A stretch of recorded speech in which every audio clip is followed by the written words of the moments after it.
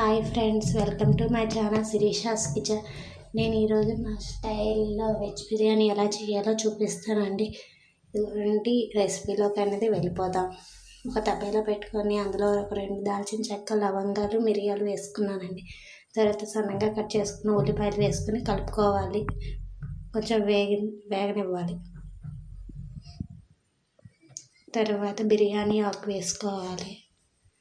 కొంచెం పచ్చిమిర్చి వేసుకొని కలుపుకోవాలి.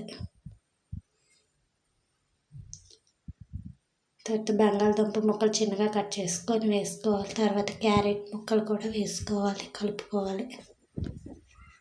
అల్లం వెల్లుల్లి పేస్ట్ వేసుకోవాలి. ఈ విధంగా కలుపుకోవాలి, లేకపోతే అడుగు పట్టేస్తుంది. తర్వాత ఒక 2 టమాటా ముక్కలు సన్నగా తరుక్కొని వేసుకోవాలి. 3 గ్లాసులు రైస్ అయితే తీసుకున్నాను. ఈ విధంగా కడుక్కోవాలి.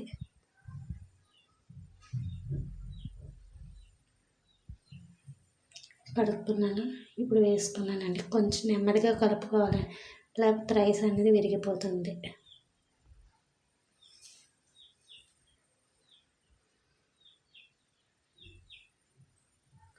మూడు గ్లాసుల రైస్కి 6 గ్లాసుల వాటర్ అనేది కరెక్ట్గా సరిపోతుందండి.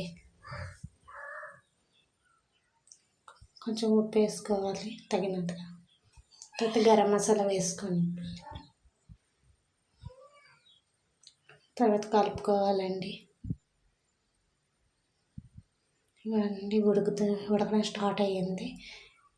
సిమ్లో పెట్టేసి మూత పెట్టుకొని కొంచెం ఉడికిందండి. ఇదిగోండి కొత్తిమీర వేసుకొని మళ్ళీ మూత పెట్టుకోవాలండి.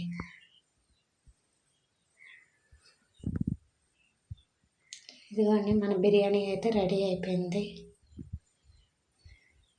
చూడండి ఎంత పొడిగా ఉందో బిర్యానీ. నా వీడియో కనుక నచ్చినట్టయితే లైక్ చేయండి, షేర్ చేయండి, సబ్స్క్రైబ్ చేయండి. Bye friends.